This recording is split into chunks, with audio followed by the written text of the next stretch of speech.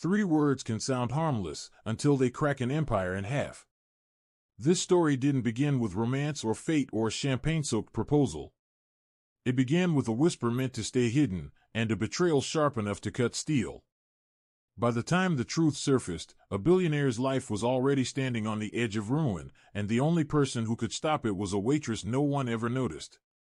Sarah Miller wasn't hunting for destiny. She was hunting for overtime. Every double shift, every aching step across polished marble floors, was about one thing: keeping her mother alive. Hospital bills stacked faster than tips, and the future felt like a narrowing hallway with no exits.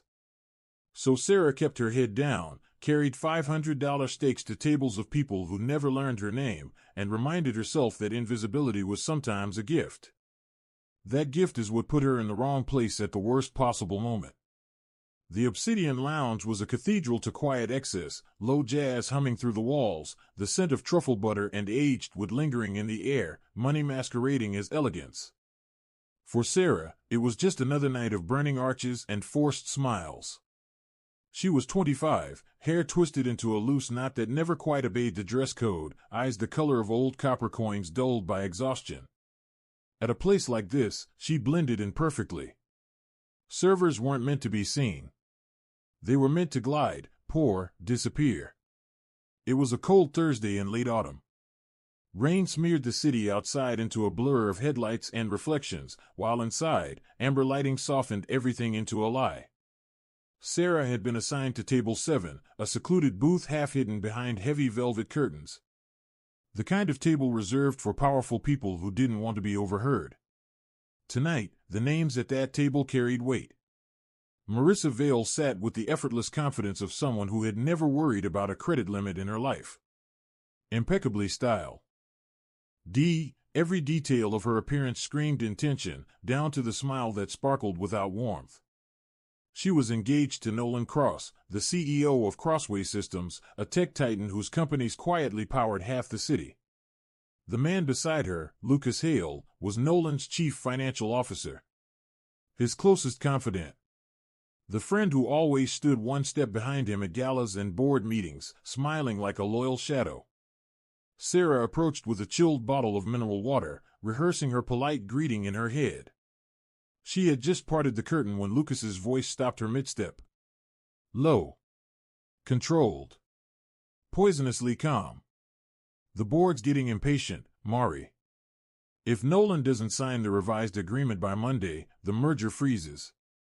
We need his signature. Sarah froze, half hidden by the curtain. Her pulse kicked hard against her ribs. She should announce herself. Clear her throat. Do anything. But instinct glued her in place. Marissa laughed softly, a sound that glittered and cut all at once. He will, she said. He's completely convinced I'm planning a future. What I'm planning is ownership. Sarah's fingers tightened around the tray. Once the marriage goes through, Marissa continued, his voting control splits. I move the assets offshore, we short the stock, and Crossway implodes from the inside. The words hit like ice water. This wasn't gossip. This wasn't an affair. It was financial assassination. Sarah's stomach turned. Nolan Cross wasn't just a headline name. He was the man whose foundation had funded 2 new treatment floors at the hospital where her mother lay fighting leukemia. A man known, quietly, for generosity that never needed cameras. And us? Lucas asked, his hand sliding across the table to rest over Marissa's. We disappear, she murmured. With more money than we can ever spend. Nolan will be left with a wrecked company and a broken heart. He's fragile. Always has been. Give him a year, he'll drink himself into nothing. Glass clinked softly. A toast to destruction. Sarah stepped back before her knees could give out. Her throat burned, bile rising as the truth settled in. She was no one. A server with $48 in her checking account and debt breathing down her neck. Who would believe her over a woman like Marissa Vale? Over a man like Lucas Hale? She retreated toward the kitchen, heart pounding so loud it felt like it echoed off the walls. As she passed the framed photograph near the manager's office, a formal portrait of Nolan Cross accepting a civic award, she slowed. In the photo, his smile looked practiced. His eyes looked tired. He doesn't know, she thought. He's walking straight into a slaughter. Sleep never came that night. Sarah lay awake in her tiny apartment across the river, rain tapping the window like a countdown. Monday. 3 days. A wedding rehearsal. Legal documents. Signatures that would end everything. She ran the conversation over and over in her head, searching for an answer that didn't exist. In a world where wealth shouted and truth whispered, how could someone like her make a sound loud enough to matter? The following evening, the Obsidian Lounge crackled with energy. It was Nolan Cross's birthday. The entire restaurant had been bought out for a private celebration hosted by Marissa. The city's elite flooded in, politicians, investors, actors, black suits and diamonds glittering beneath the lights. Laughter rolled through the room, polished and hollow. At the center of it all sat Nolan. Up close, he looked different than on television. Taller. Broader. A man built to carry responsibility, and clearly crushed beneath it. Gray threaded his dark hair at the temples. He smiled when spoken to, but his eyes drifted, distant, like he was watching his life from far away. Sarah was assigned to the head table. Her hands trembled as she aligned cutlery and poured vintage wine worth more than her monthly rent. This was it. The moment she had no right to have. Marissa played her role FL. Honestly, touching Nolan's arm, laughing at his jokes, praising his vision. Lucas hovered nearby, the perfect friend, the perfect lie. Sarah moved around the table, refilling glasses. When she reached Nolan, he looked up. Their eyes met. "Thank you," he said quietly. 2 simple words. Sincere. Unforced. Something in Sarah cracked. The man everyone envied, the man about to lose everything, was the only one who truly saw her. And in that instant, she understood the cost of staying silent. Whatever happened next, there was no turning back. She only had a few seconds, maybe less, and she knew it. In the narrow back hallway of the restaurant, Lena stopped beside the prep counter and reached into the pocket of her apron. Her fingers closed around the small, grease-stained notepad she usually used for drink orders. Tonight, it was for something far more dangerous. Her hand shook as she pressed the pen to paper. She isn't who you think she is. Check the security footage from Table 7, last Thursday, around 9:40 p.m. Don't sign anything. Please. A friend. It wasn't much. It couldn't be. Every extra word was a risk. If she lingered too long, someone would notice. If she explained too clearly, she'd be exposed. The plan was brutally simple. Slip the note under his coffee saucer during dessert. And hope it changed everything. If Monica saw it, Lena would be fired on the spot.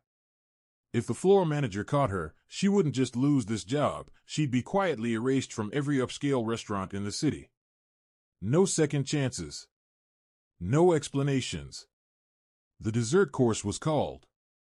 A gold-dusted chocolate torte, plated like artwork.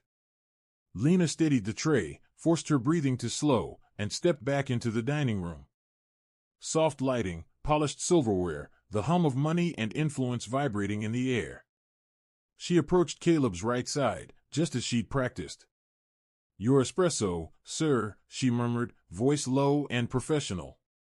As she lowered the cup, her fingers moved, smooth. Rehearsed, invisible. The folded paper slid neatly beneath the saucer. A sleight of hand she'd practiced again and again behind the service station, heart racing every time. Caleb didn't notice. He was too focused on Marcus, who had just risen to give a toast. Marcus lifted his glass, flashing a smile that never reached his eyes. "To loyalty," he said warmly. "The foundation of everything that lasts."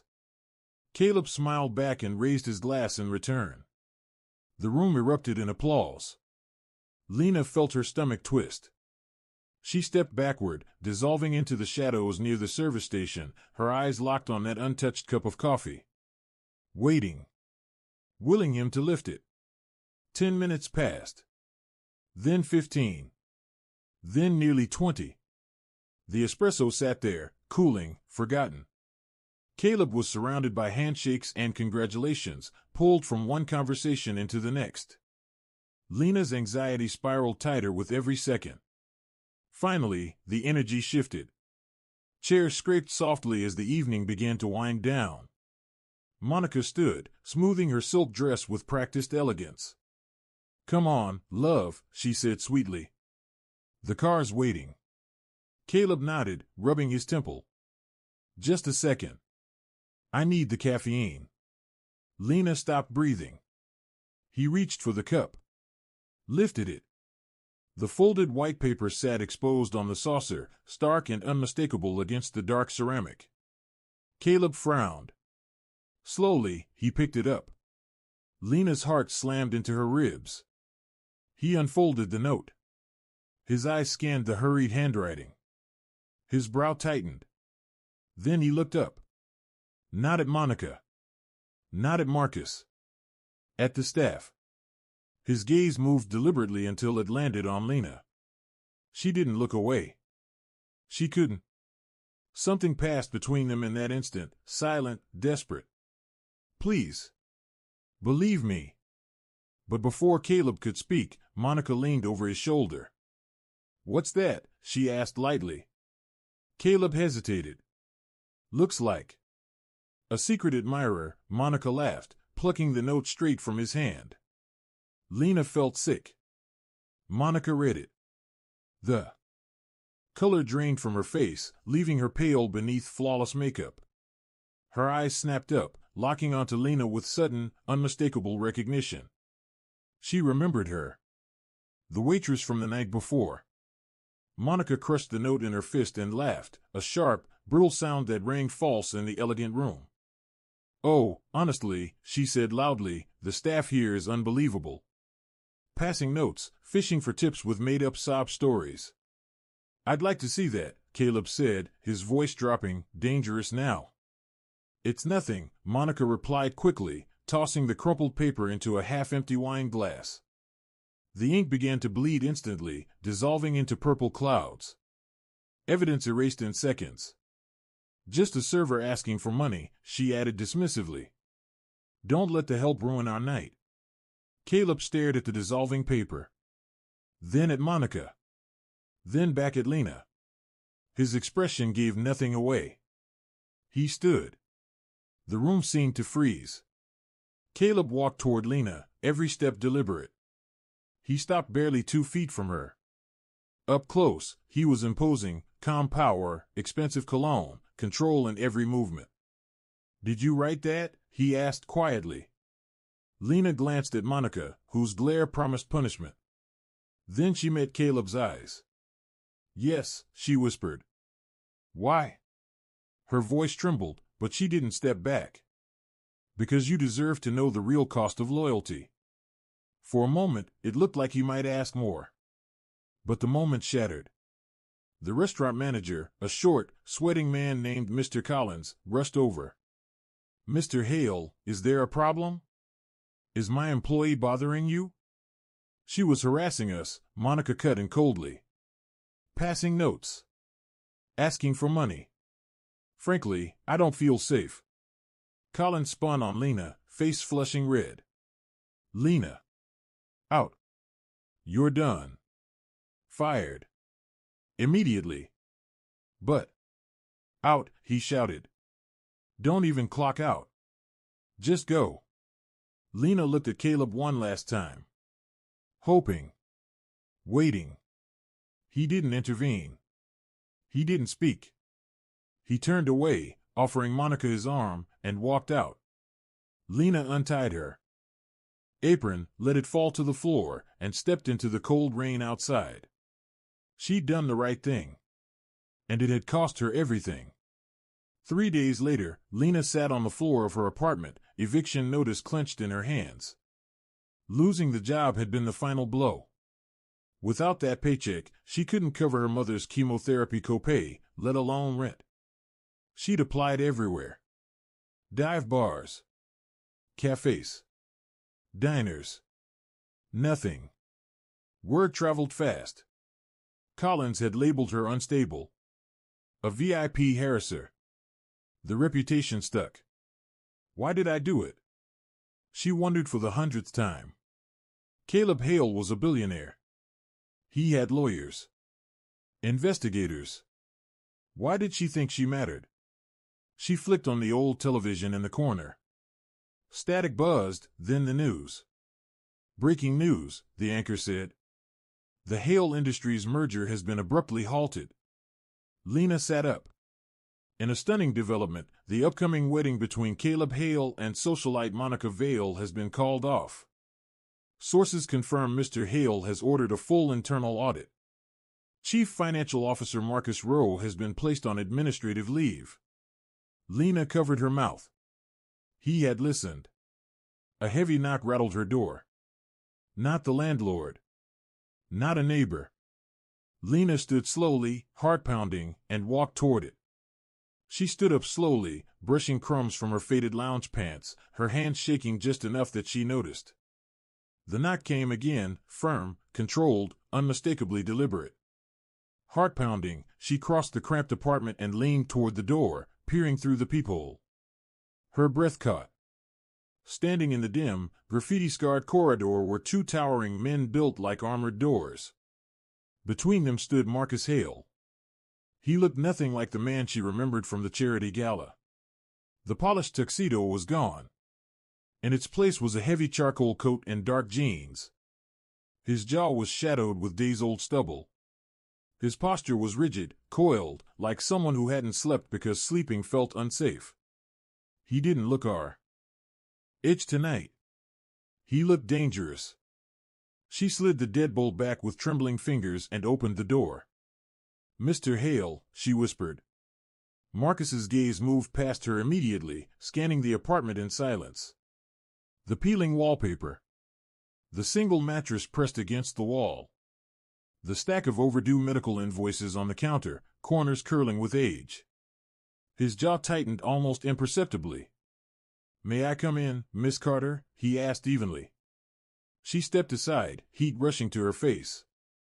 It's not much. He entered anyway, his presence swallowing the small room whole. One bodyguard remained in the hallway and gently shut the door behind them, sealing the quiet in. I owe you an apology, Marcus said. No speeches, she replied, forcing steadiness into her voice. You read the note. I did. But I couldn't react. He moved to the window, staring at the blank concrete wall across the alley. Elaine is observant. If I'd shown even a flicker of suspicion, she and Rowan would have wiped every server before my security team could secure the logs. He turned back to her, eyes dark with barely restrained fury. I reviewed the footage from last Thursday. The audio, too. The microphones in the VIP booths are exceptionally sensitive. His voice dropped. They were preparing to dismantle my company. Everything I built. And my closest friend was the one sharpening the blade. I'm sorry, she said quietly. Don't be, Marcus replied. You saved me. And I stood there while they escorted you out like you were disposable. He paused. I let it happen to maintain the illusion until I had proof. It was strategic. Then, softer, but it was cruel. He reached into his coat and withdrew a check, laying it carefully on the unsteady table between them. This covers your lost wages and a severance package. Her eyes dropped. $75,000. The room tilted. That amount could erase years of debt. Pay for her mother's treatment. Buy time, real time. I can't accept this, she said, her voice cracking. I didn't help you for money. I know, Marcus said. That's why I'm here. He stepped closer, not threatening, but earnest. Everyone around me wants something, he continued. Money. Influence. Proximity to power. You had nothing to gain, and you risked everything anyway. That makes you rare. He extended his hand. I'm not looking to buy your silence. I'm offering you a position. She looked up. What kind of position? The board is in disarray. I don't know how many enemies I still have or where they're hiding. His eyes locked onto hers. I need someone people overlook. Someone who listens while others assume they're alone. Someone I can trust. He took a breath. I don't need a server, Lena. I need an intelligence assistant. You'll attend events with me. Observe. Remember. Report. Full benefits. Triple your previous salary. And I'll arrange private medical care for your mother, top-tier facility, no waiting lists. The offer sounded unreal. Cinematic. Absurd. But when she met his gaze, she recognized what she'd seen in the portrait hanging in his office. A powerful man who had never learned how to stand alone. Her eyes drifted to the eviction notice crumpled on the floor. Then back to the check. Then to Marcus. When do I start? She asked. For the first time, he smiled, not the polished public version, but something genuine. Human. Right now, he said. Put on something appropriate. We're attending a fundraiser. She didn't know it yet, but the real danger hadn't even begun. Elaine Moreau was not the kind of woman who disappeared quietly. She destroyed bridges while standing on them, and she had just decided that Lena Carter was her primary obstacle. As Lena followed Marcus out of her apartment and into the waiting sedan, she left her old life behind. The world ahead was filled with predators far larger than the ones she'd watched from behind velvet curtains. And this time, there would be nowhere to hide. The transformation wasn't amorous. It was surgical. Marcus brought her to a discreet stylist on the east side, Maribel, a woman of few words and ruthless efficiency. In under 2 hours, the invisible server ceased to exist. In her place stood a woman wrapped in deep sapphire silk, the gown fitting like intent rather than decoration. Her hair was swept into a polished knot that exposed her neck, where borrowed diamonds caught the light with quiet authority. Marcus nodded once. He changed too, clean-shaven, back in a tailored tuxedo that looked engineered rather than sewn. His eyes, however, remained sharp. You look formidable, he said.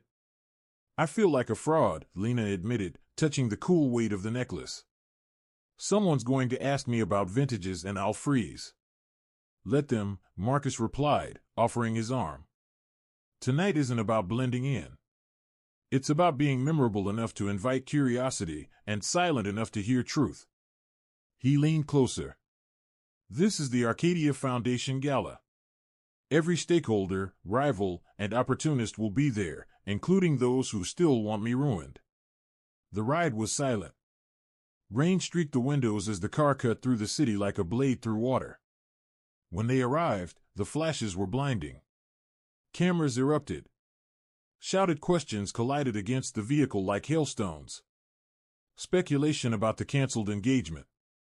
Rumors. Accusations. And as Lena stepped onto the red carpet beside Marcus Hale, she felt every eye recalibrate. She was no longer invisible. And that was when the real game began. Millions missing? Who is the woman with him? Is the company collapsing? The questions hit like camera flashes. Elliot Hargrove felt his jaw lock as he paused outside the car. For half a second, he let the noise crash over him, speculation, judgment, hunger. Then he exhaled slowly, smoothed his expression into practiced ease, and opened the door. He offered his hand. Lena took it. The shouting swelled the moment she stepped onto the carpet. Her first NCT was to disappear, to fold into herself the way she had learned to do behind a service counter. But memory steadied her. Her mother's tired smile. The pink eviction notice taped crooked on their apartment door. Marissa Hale's sharp, mocking laugh when she called her replaceable. Lena straightened. She lifted her chin, rolled her shoulders back, and walked forward as if the world owed her space. If they were going to stare, she would give them something worth looking at. The ballroom opened before them in a blaze of chandeliers and gold leaf columns, all glass and mirrors reflecting wealth back at itself. A string quartet drifted through the air, their music constantly interrupted by murmured rumors and clinking glasses. When they entered, the room reacted. Conversations faltered. Heads turned. Whispers traveled in ripples, fast and sharp, like wind through tall grass. "Stay close," Elliot murmured without looking at her. Then, quieter, but not too close. "I need you to move." Lena glanced at him. "Move how?" "There's a man named Harold Vance," he said. "Board member. I believe he's been coordinating with Mark, but I don't have proof. Navy velvet blazer. Standing near the ice sculpture." "And what am I supposed to do?" she asked. Elliot met her eyes. "Be what you already are." She frowned.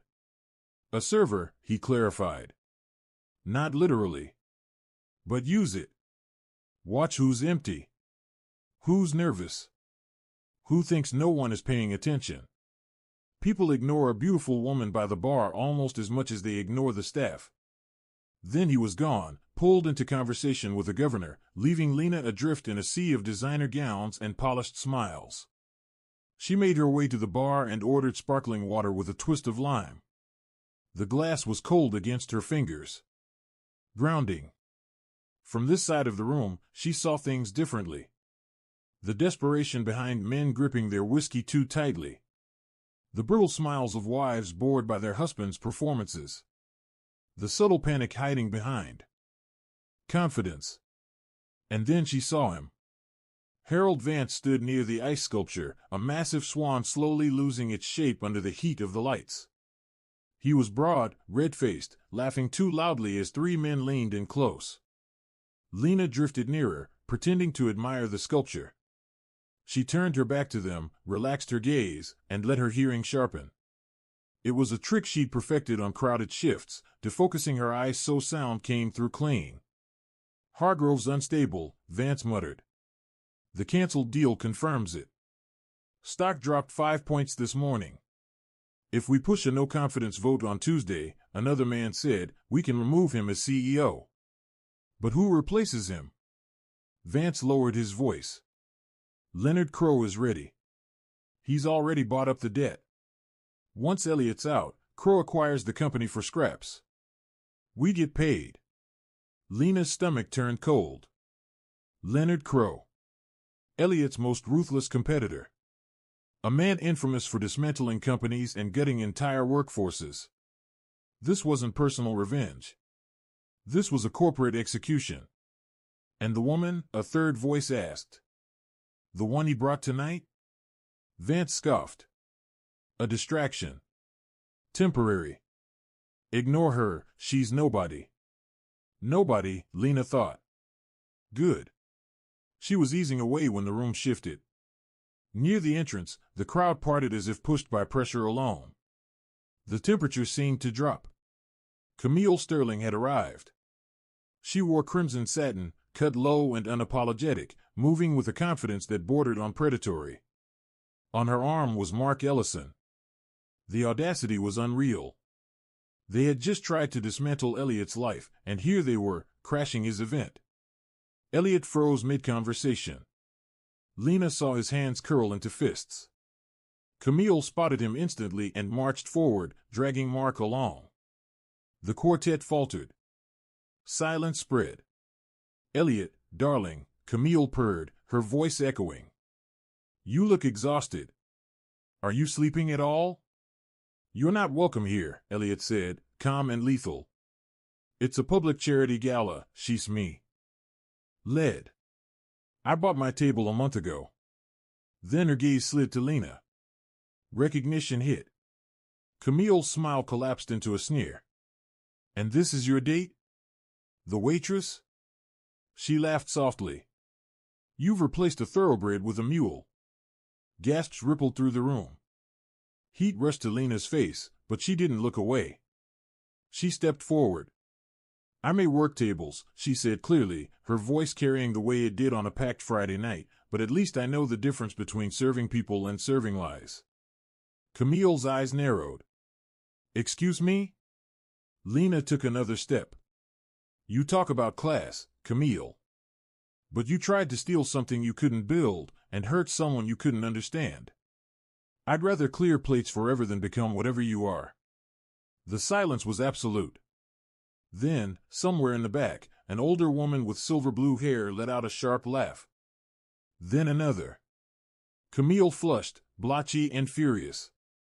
She opened her mouth, but Elliot stepped in, sliding an arm around Lena's waist. Protective.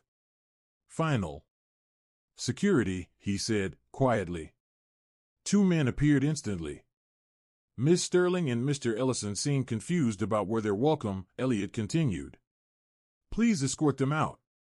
You can't do this. Mark protested. I still own shares. Not for long, Elliot replied. Leave.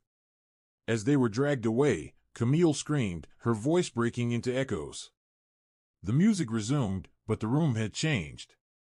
Elliot was no longer prey. He was dominant.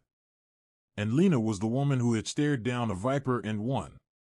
That was unbelievable, he murmured, leaning close.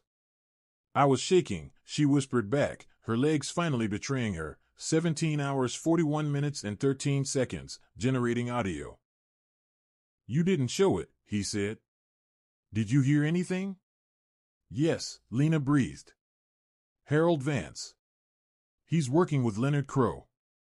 They're planning a no-confidence vote on Tuesday. Elliot pulled back, staring at her, shock and awe tangled together. Crowe, he asked quietly. You're sure? I heard them, she said.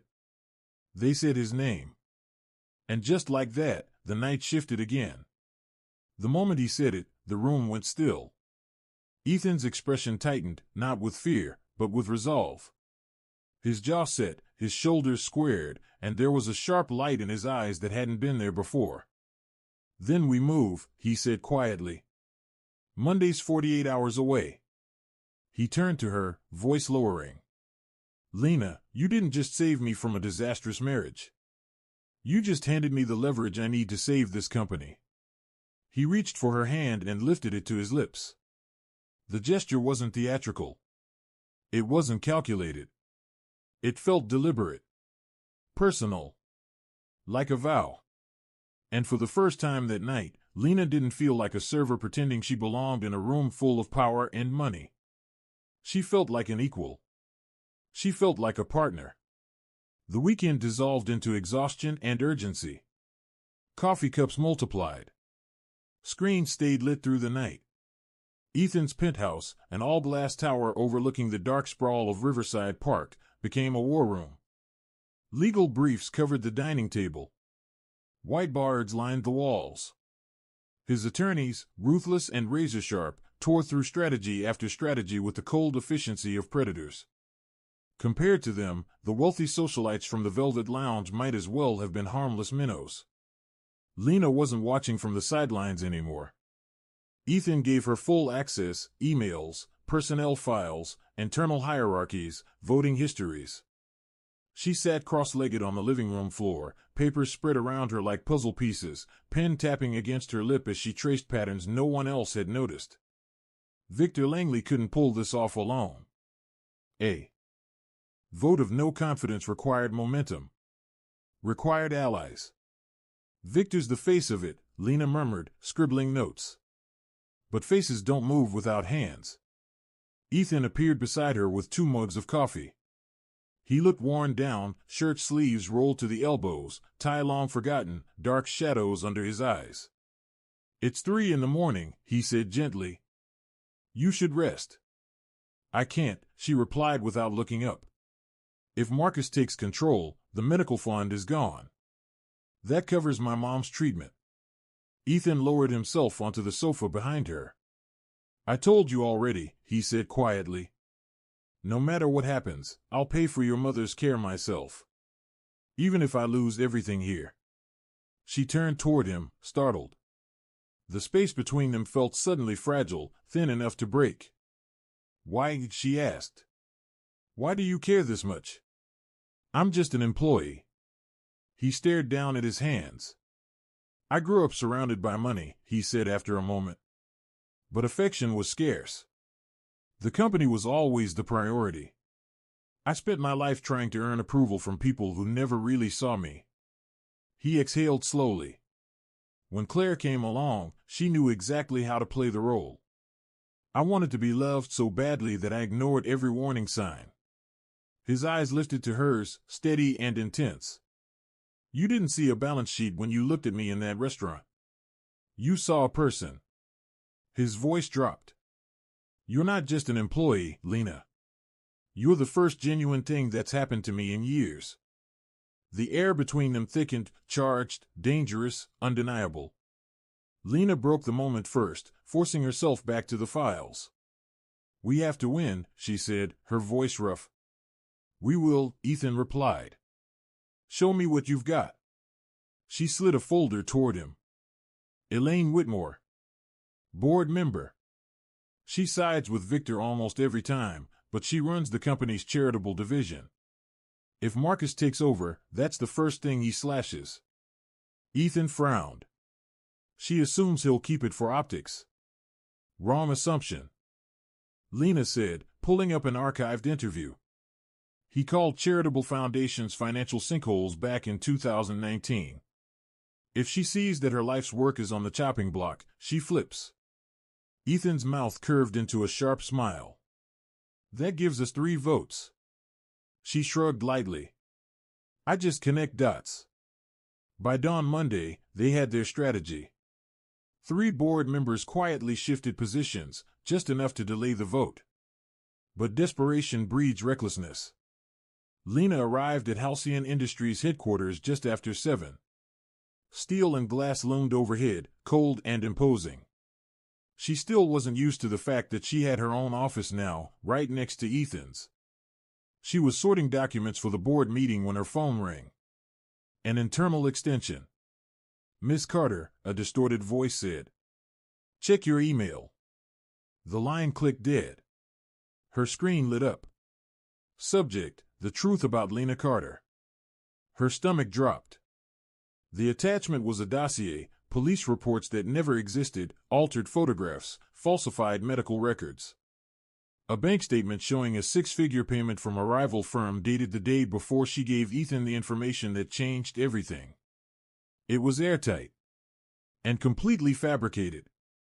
They weren't attacking the company. They were attacking her. The narrative was devastatingly clean: struggling server, sudden promotion, mysterious money, strategic betrayal.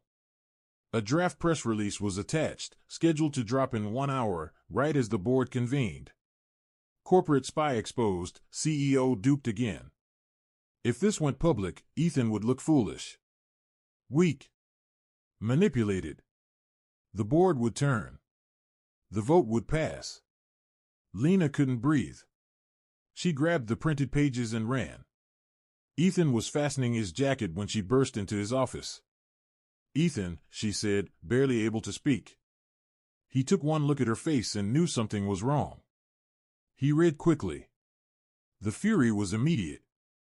This is fabricated, he snapped. Every line of it. It doesn't matter, Lena said, tears burning. Her eyes. It makes sense. And that's all they need. She swallowed hard. You have to fire me. He stared at her in shock. Publicly, she continued, forcing the words out. Before the meeting.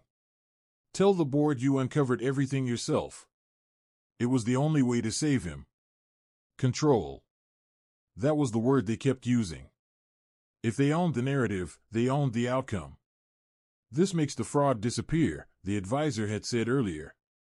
You take the hit, and the company survives. No. Elliot Ward's voice cut through the office like a blade. Flat. Final. You don't have a choice, someone insisted. It's the only move left. Elliot slammed his palm against the polished desk. The sound cracked through the room. I am not sacrificing you, Mara, he snapped. Not now. Not ever. Mara's eyes burned as she stepped closer. You have to think bigger than me, she pleaded. Think about the medical wing. Think about the staff. If Klein gets control, thousands of people lose their jobs. My name doesn't matter. It matters to me, Elliot shot back, crossing the room in 2 strides. He grabbed her shoulders, forcing her to look at him. You are the only honest person in this entire building. That means something. He yanked the printed statement off the desk and tore it clean in half. Let them publish whatever they want, he said coldly. I'm done playing defense. Mara's breath caught. What are you going to do? I'm walking into that boardroom, Elliot replied, jaw set. And I'm telling them everything. Every lie. Every threat. He met her eyes. And you're coming with me. Me, she whispered. You're going to look Victor Klein straight in the eye, Elliot said, and tell him exactly what you overheard at the fundraiser.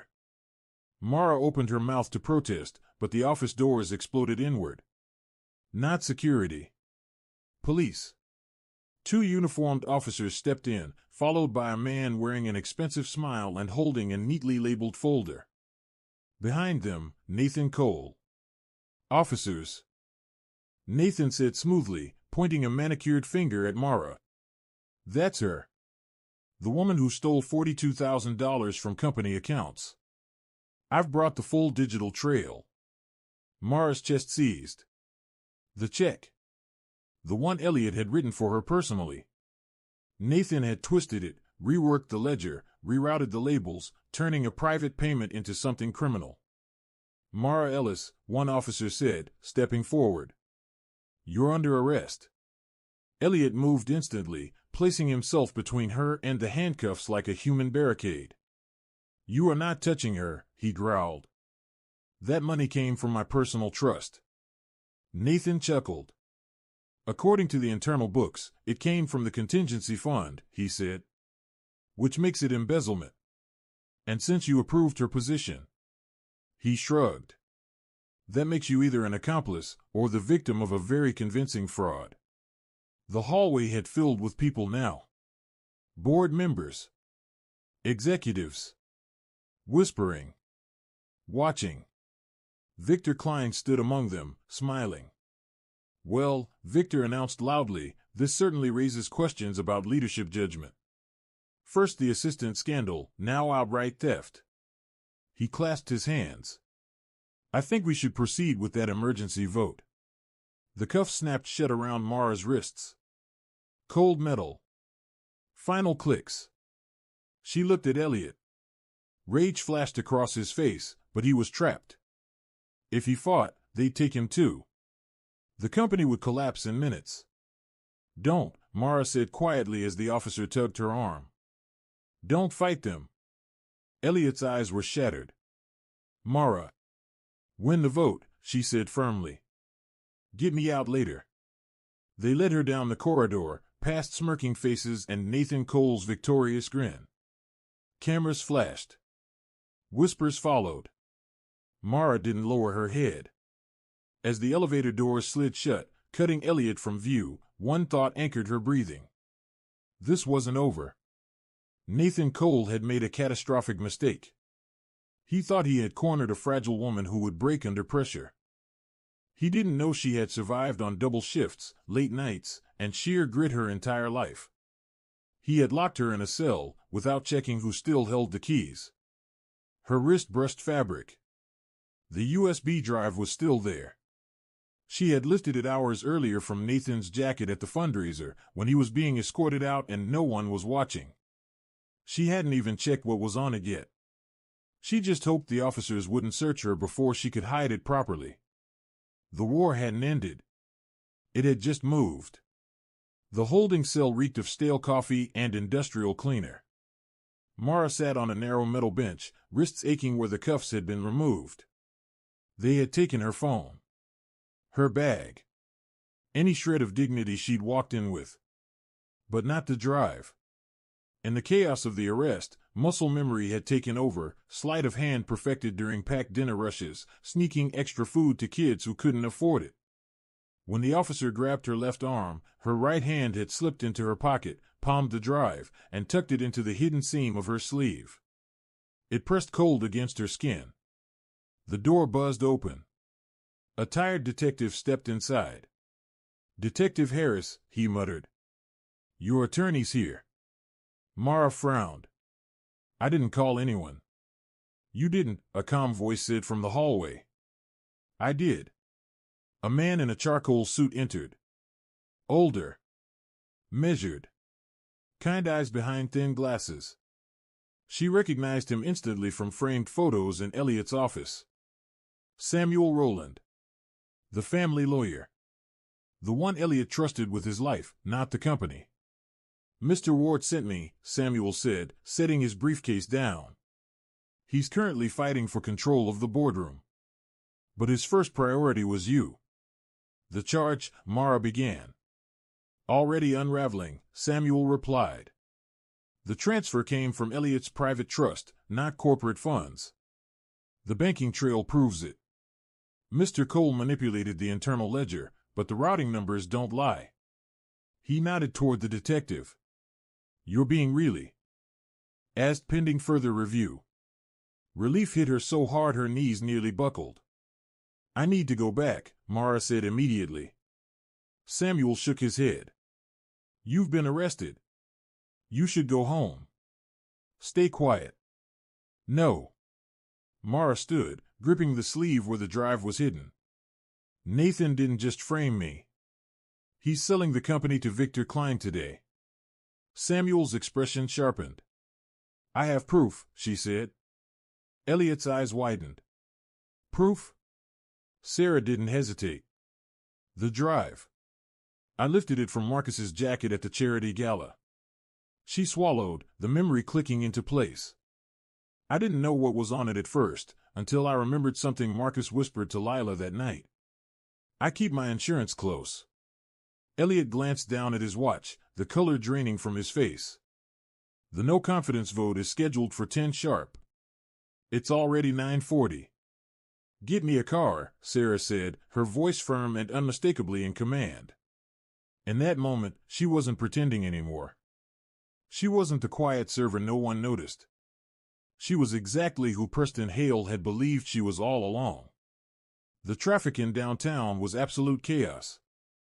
Rain hammered the windshield, blurring the city into streaks of gray and red as Elliot's sedan crawled forward inch by inch. Sarah stared at the glowing dashboard clock as the minutes slipped away. 9:50. 9:52. "We're not going to make it," Elliot muttered, drumming his fingers against the steering wheel. "We have to," Sarah said. Her gaze snapped to the street ahead. 3 blocks away. Just 3, but they were trapped behind a stalled delivery truck, traffic gridlocked in every direction. Without another word, Sarah pushed open the door. "What are you doing?" Elliot shouted. "Running." She kicked off her heels, they'd only slow her down, and jumped straight into the downpour. Bare feet slapped against the soaked pavement as icy rain drenched her in seconds, plastering her hair to her face. People stared. A woman in business clothes, barefoot, sprinting through flooded streets like she'd lost her mind. Sarah didn't care. Her lungs burned. Her legs screamed. Water splashed up around her ankles as she tore through puddles. 9:55. She could see the building now. 9:57. Sarah burst through the revolving doors of Hale Dynamics, sending rain spraying across the marble floor. The security guard froze. "Miss Carter," he gasped. You're barred. I can't let you upstairs." "Call Preston," Sarah panted, water dripping from her chin. "Tell him I have the insurance." The guard hesitated. He knew her. She always asked about his daughters. Always remembered their names. "Go," he whispered at last, swiping his badge and unlocking the elevator. "I'll stall them." Sarah slammed the button for the 48th floor. The elevator crept upward at a torturous pace. She clutched the small silver USB drive in her fist, silently begging that it hadn't been ruined by the rain. Inside the boardroom, the air was thick enough to choke on. Preston Hale stood at the head of the long walnut table, shoulders slumped, defeat etched into his face. To his right sat Leonard Crowe, relaxed and smug. Marcus Bell lounged in his chair, casually spinning a pen between his fingers. "The motion is officially on the floor," Crowe said smoothly. A vote of no confidence in Preston Hale. All in favor of his immediate removal as CEO. One hand rose. Then another. Then Eleanor Whitman, hesitant, conflicted, slowly lifted hers. "Eleanor," Preston said quietly. "I'm sorry," she whispered. "The scandal, the arrest, the stock is collapsing. We have to stop the bleeding." "That's 6 votes," Crowe counted calmly. "We need one more." He raised his own hand. 7.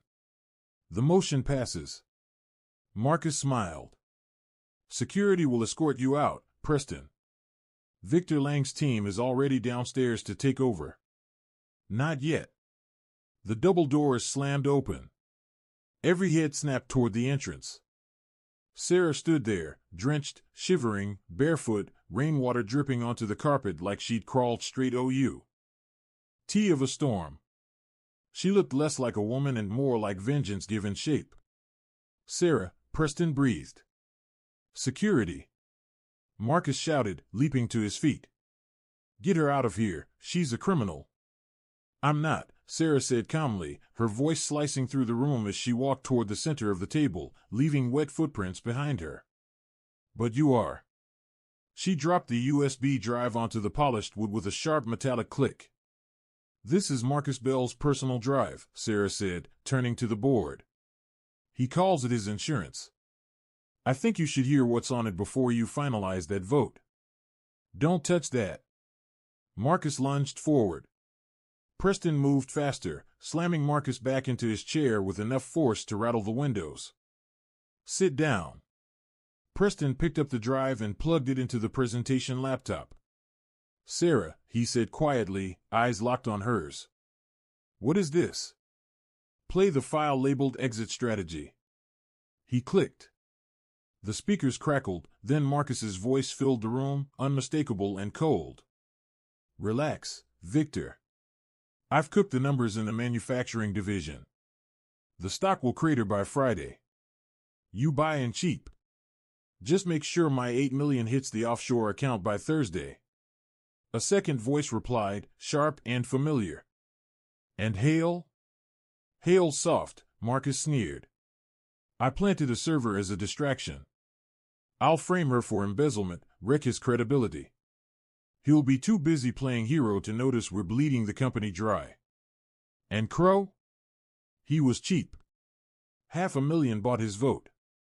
The recording ended. Silence crushed the room. Heavier than the rain outside. Slowly, every gaze turned to Leonard Crowe. His face went ghost white. "That's fake," he stammered. "AI. A deep fake." "It's real," Eleanor said, shaking with fury. "The metadata timestamp matches the gala night." Preston looked at Marcus. The smirk was gone. Panic flashed in his eyes as he bolted for the door. "Security!" Preston roared. The guards tackled Marcus before he took 3S. "Tips." Preston turned back to the board. "I believe we need to retake that vote." The collapse was immediate. By noon, federal agents had arrived. The drive contained far more than a single recording, emails, spreadsheets, wire transfers, years of coordinated theft. Marcus hadn't just stolen from the company. He drained pension funds, charity accounts, and public infrastructure budgets. He was let out in handcuffs, sobbing. No grin. No bravado. Leonard Crowe tried to negotiate, but Preston pressed charges to the fullest extent possible. His assets were frozen. His career erased overnight. And Lila Monroe, realizing her carefully built empire had turned to ash, disappeared just as fast as the money she'd been chasing. By the time the news broke, she had already tried to run. She never made it out of the country. Authorities stopped her at Liberty International Airport, moments before a late-night flight to Paris. The charge: conspiracy to commit financial fraud. Within hours, her panic booking photo was everywhere, splashed across blogs, timelines, and group chats, instantly crowned the meme of the month. But high above the chaos, inside the glass-walled executive suite of Ravenport Global, the atmosphere was eerily calm. The worst was over. Morning light finally pierced the thinning clouds, spilling warm gold across the skyline. The city below hummed as if nothing had happened. Inside the penthouse office, Lena Carter sat curled on a deep leather sofa, wrapped in a thick blanket Ethan had pulled from a storage cabinet. Steam drifted from the mug in her hands, chamomile tea, sweetened just enough to steady her nerves. Her feet, once raw and numb from running barefoot through wet streets, were now clean, dry, and tucked into a pair of oversized wool socks Ethan kept for nights that never seemed to end. Ethan stood near the window, hands in his pockets, watching the last police cars disappear into traffic far below. When the sirens faded, he finally turned toward her. "You ran," he said quietly. Lena nodded, cradling the mug with both hands. "I didn't have a choice. You crossed half the city without shoes." A tired smile tugged at her lips. "I've survived worse." He walked over and perched on the coffee table in front of her, lowering himself until they were eye to eye. Gently, he took the mug from her hands and set it aside. Then he folded her fingers into his. "You saved my name," he said. "Again. You protected this company. You protected thousands of jobs today." He paused, choosing his words carefully. "Marilyn Caldwell is locked in her office right now, crying. Because the Children's Relief Fund is intact. You made that happen." Lena swallowed. "I didn't do anything heroic. I just told the truth. I couldn't let them get away with it. They were bullies." Her voice wavered. "I've dealt with people like that my whole life. Usually, I just endure it. This time, I didn't want to." "You didn't just endure them," Ethan said. "You beat them." He really looked at her then, the exhaustion etched into her face, the quiet strength beneath it, the unmistakable beauty of someone who had walked straight through fire for a man she barely knew, simply because it was the right thing to do. "I fired you," he said suddenly. Lena blinked. "You, what?" "The role of internal compliance liaison," he continued calmly. "It's terminated. Effective immediately." Her chest tightened. "Oh. I understand." She pulled the blanket closer and started to rise. "Now that everything's over, you don't need someone like me anymore. I'll collect my things." "Sit," Ethan said, a playful glint in his eye. "I'm not finished." She hesitated. "I'm firing you from that job," he said, "because I'm promoting you." "To what?" she asked, confused. "Partner." She frowned. "You mean business partner?" He shook his head slowly. "Life partner." Lena froze. "I have more money than I could ever spend," he said. "Buildings with my name on them. Influence people envy. Boo. Before you walked into my life, I was the poorest man in this city." His voice softened. "I don't want to run this company without you. I don't want to wake up without you. And I don't ever want to sit across from you at dinner as someone pretending you don't belong." Her breath caught. "Ethan, we come from completely different worlds. The board, the press, they'll tear me apart. They'll say I'm after your money. They'll say I'm just another Natalie Vale." "Let them," he said without hesitation. "We'll buy the publishing house if we have to. Fire the editor. I don't care." He leaned closer. "I love you, Lena Carter." Tears spilled freely down her cheeks. "I love you too." He kissed her, not carefully, not for appearances, not like a staged photo op. It was deep, certain, and filled with the promise of a future neither of them had dared imagine. 1 year later, a headline dominated the business section. Ravenport Global reports historic growth under dual leadership. But the image beneath it wasn't a boardroom. It was a wedding. A small, intimate ceremony held in the private garden of a new Manhattan landmark, the Carter Children's Medical Center. Lena stood in a simple white dress, her hand intertwined with Ethan's. In the front row, her mother sat glowing with health, cancer-free at last, thanks to treatments Lena could finally afford. Beside her was the former lobby security guard, now head of corporate protection. Even Ollie, the stylist, dabbed at her eyes with a silk handkerchief. Lena wasn't a server anymore. She was a force. She led the company's charitable division, making sure no parent in the city ever had to choose between rent and medicine again. And yet, every anniversary, Lena and Ethan honored a quiet tradition. They cleared the penthouse kitchen of staff. She tied on an apron.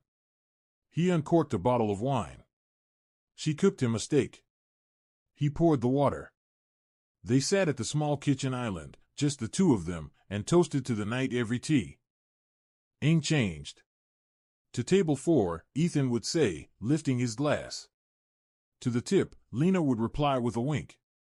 They'd laugh, the sound filling a home once empty, now rich with the only currency that ever truly mattered, trust, loyalty, and love. What a journey. She went from clearing tables to clearing corruption from the boardroom. Because integrity is the most expensive luxury there is, and it can't be bought. Her enemies had wealth and power. What they lacked was a conscience. In the end, the waitress served exactly what they ordered. A cold plate of justice. What would you have done if you overheard that conversation? Would you have risked your job to pass the note? Tell me in the comments. If you enjoyed this story of betrayal, redemption, and romance, hit that like button, it really helps the channel grow. Share it with a friend who loves high-stakes drama, and subscribe so you never miss the next unbelievable true-to-life story. Thanks for watching, I'll see you in the next one.